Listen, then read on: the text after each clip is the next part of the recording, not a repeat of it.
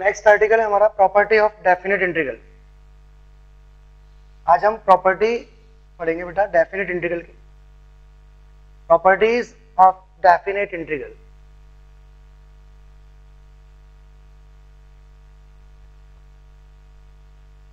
Next article property of definite integral. अब देखिए first property क्या है,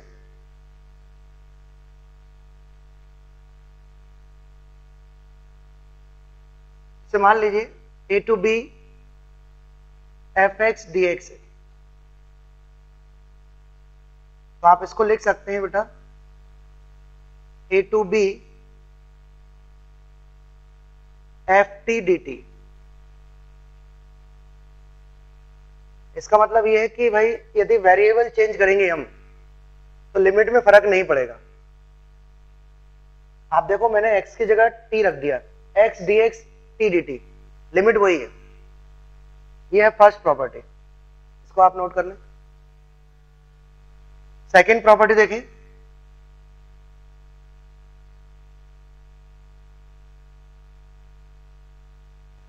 a to b fx dx।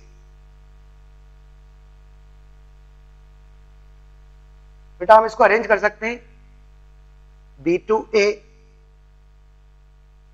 और आगे माइनस साइन। यदि हम लोअर को अपर पे लाते हैं और अपर को लोअर पे लाते हैं तो माइनस साइन लग जाएगा बेटा। ये सेकंड प्रॉपर्टी हो गई। यदि आप लिमिट को इंटरचेंज करते हैं तो माइनस साइन आ जाएगा, ठीक है। और थर्ड प्रॉपर्टी आप लिखें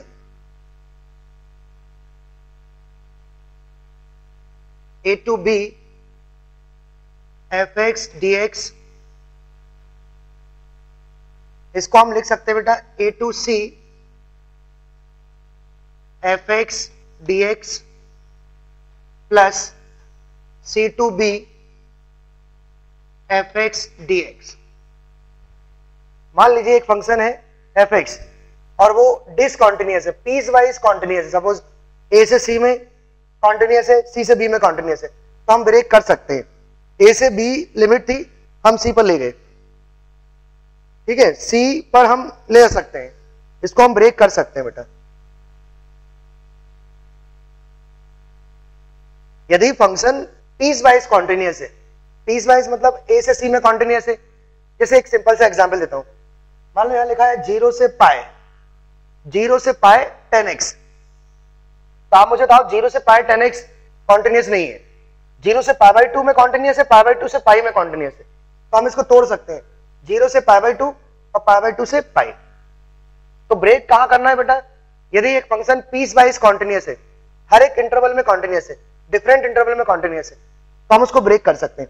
a से c ले गए, c से b ले गए और बीच में प्लस साइन। सबसे इंपॉर्टेंट प्रॉपर्टी है बेटा ये।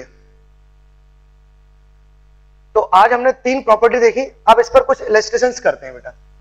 फर्स्ट प्रॉपर्टी में आपने क्या देखा कि वेरिएबल चेंज करेंगे लिमिट में फर्क नहीं पड़ेगा।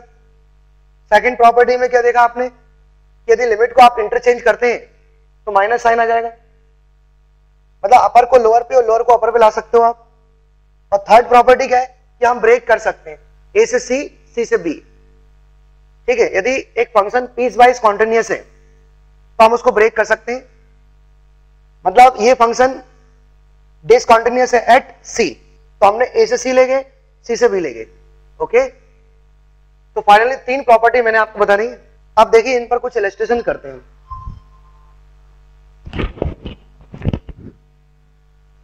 अब आप देखिए फर्स्ट क्वेश्चन,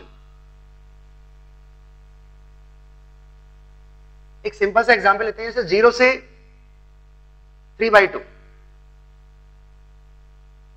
और फंक्शन है bracket of x, bracket of x। अब आप देखना बहुत ही अच्छा क्वेश्चन है।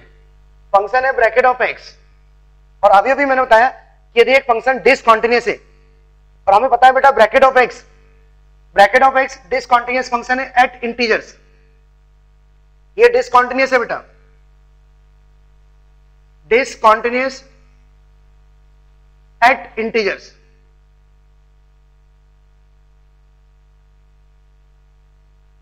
तो आप बताइए 0 से 3/2 में इंटीजर कौन आएगा, 1, तो ये ब्रेक हो जाएगा। 0 से 1 जाएगा और 1 से 3/2 जाएगा। बेटा मैंने प्रॉपर्टी, थर्ड प्रॉपर्टी यहां पर यूज की, 1 से 3/2, इसको हमने ब्रेक कर दिया। अब आप मुझे बताइए 0 से 1 में ब्रैकेट ऑफ x क्या होता है? Bracket of x in 0 to 1 0, जरा सोचो आप, और 1 से 3/2 में इसकी वैल्यू क्या होगी? 1। बेटा 1 का ब्रैकेट 1, 1.1 का ब्रैकेट 1, 1.5 का ब्रैकेट 1, ये 1.5 है, तो इस इंटरवल में इसका ब्रैकेट होगा 1। अब आप इंटीग्रेट कर दो, ये तो 0 हो गया बेटा, और ये इसका 1 का इंटीग्रेशन क्या होगा? x, then upper minus lower, तो 3/2 -1, तो आंसर आ गया बेटा 1/2। तो बेटा मैंने इसको इस तरीके से अरेंज किया, थर्ड प्रॉपर्टी यहां पर मैंने यूज की, थर्ड प्रॉपर्टी।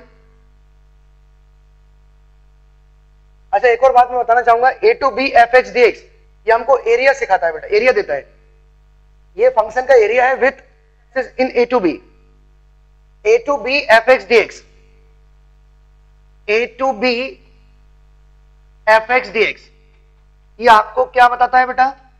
फंक्शन का एरिया, fx मान लीजिए एक कर्व है, any curve with x in a to b, ये एरिया है बेटा, ये एरिया को रिप्रेजेंट करता है। नेक्स्ट टॉपिक हमारा एरिया अंडर कर्व रहेगा, उसमें हम आपको बताएंगे फंक्शन का area with x axis in a to b। Okay, तो 0 से 3/2 में ब्रैकेट ऑफ x डिसकंटीन्यूअस है एट इंटीजर, तो बेटा मैंने थर्ड प्रॉपर्टी यहां पर यूज की, मैं ब्रैकेट ऑफ x को तोड़ दिया मैंने। आप मुझे बताइए 0 से 3/2 में कितने इंटीजर आएंगे?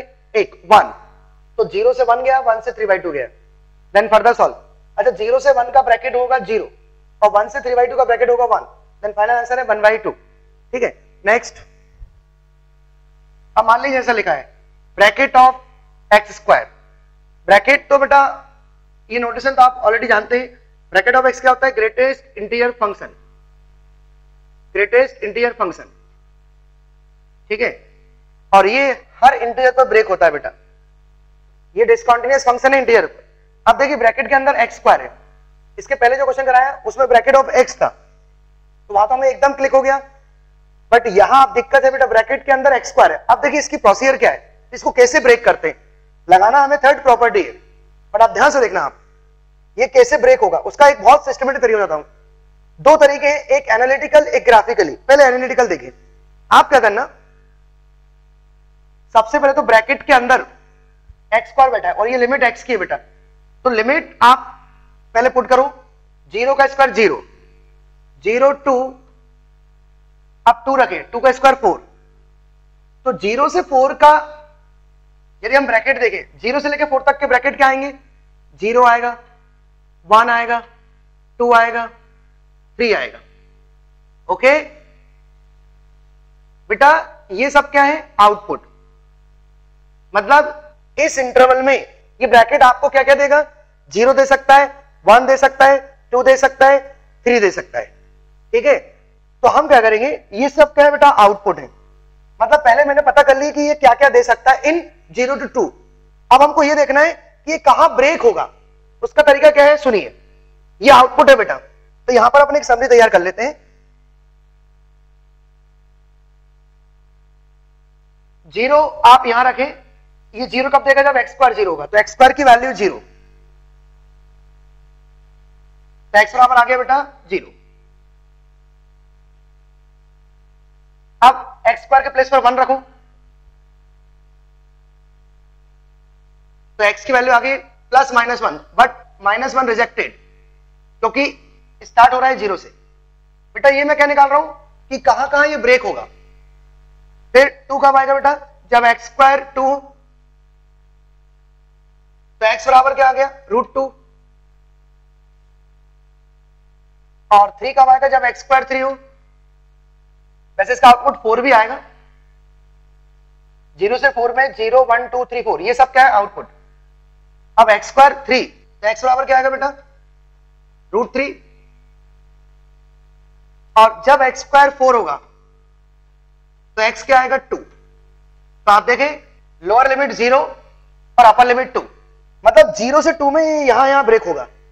अब मैं इसमें लगाऊंगा थर्ड प्रॉपर्टी, मैं जाऊंगा 0 से 1, फिर 1 से √2, फिर √2 से √3 और √3 से 2। देखो बेटा ये मैंने थर्ड प्रॉपर्टी यहां पर यूज की। अब मुझे देखना है कि 0 से 1 में इसकी वैल्यू क्या होगी। तो अब चलो चेक करते हैं, x के प्लस पर 0 को तो 0 का स्क्वायर 0, 1 का स्क्वायर 1, तो 0 से 1 का ब्रैकेट क्या आएगा 0। बेटा अब यहां क्या आएंगे, यहां पर वही नंबर आएंगे जो हम ऑलरेडी देख चुके हैं। ये सब क्या है बेटा, आउटपुट, ये आउटपुट है और ये इनपुट है। जहां जहां ये ब्रेक होगा ये इनपुट है। ओके, अब देखिए 1 का स्क्वायर 1, √2 का स्क्वायर 2, तो 1 से 2 का ब्रैकेट क्या आएगा 1। और बेटा मैंने आपको फर्स्ट लेक्चर में सिखा दिया था, यहां a से b, ये जो a to b fx लिखते हैं हम, इसका मतलब समझते हो, ये फंक्शन a to b में कॉन्टिन्यूस होना चाहिए, वो भी ओपन इंटरवल, मतलब ये नंबर शामिल नहीं, इनके बीच की वैल्यू शामिल है। तो 1 से √2 का ब्रैकेट आएगा 1। अब चलो √2 का स्क्वायर 2, √3 का स्क्वायर 3, तो 2 से 3 का ब्रैकेट क्या होगा बेटा 2। अब √3 का स्क्वायर 3 और 2 का स्क्वायर 4, 3 से 4 का ब्रैकेट क्या होगा 3। आप देखें ये 4 नहीं आया क्योंकि सिर्फ यही आउटपुट आएंगे। 4 तो सिर्फ कब आएगा जब x 2 होगा, तो x तो 2 है ही नहीं ना, 2 से कम है। आप इसका मीनिंग समझे, ये क्या लिखा है a प्लस और b माइनस। ओके, तो ये सारे आउटपुट आ गए। अब आप इसको सॉल्व कर लो बेटा, फाइनल आंसर। चलो 0 तो खत्म, 1 का इंटीग्रेशन x अपर माइनस लोअर, √2 - 1 प्लस 2 फंडामेंटली बाहर, √3 - √2, 3 फंडामेंटली बाहर, 2 - √3। ये है फाइनल आंसर। इसको आप अरेंज कर लें। तो इस तरीके से बेटा प्रॉपर्टी थर्ड हम यहां यूज करेंगे। थर्ड प्रॉपर्टी कैसे यूज करना है ये मैं आपको सिखा रहा हूं, और आपको मैंने ये सिखाया कि ब्रैकेट वाले क्वेश्चन कैसे करते हैं, उसका एक बहुत ही सिस्टमेटिक तरीका बताया मैंने। सबसे पहले तो आप 0 से 2 में इसका आउटपुट देख लें, तो ये सारे आउटपुट हैं। अब आपको ये देखना है कि ये कहां कहां आएंगे, किस किस एक्स पर आएंगे। तो आप इसका रेसिप्रोकल ले, जैसे 0 कब आएगा जब यहां x स्क्वायर 0, तो x स्क्वायर बराबर 0, तो x बराबर 0, x बराबर 1 1, √2 √3 2। तो ये 0 से 1, 1 से √2, √2 से √3, √3 से 2। इसको आप अच्छे से नोट कर लें।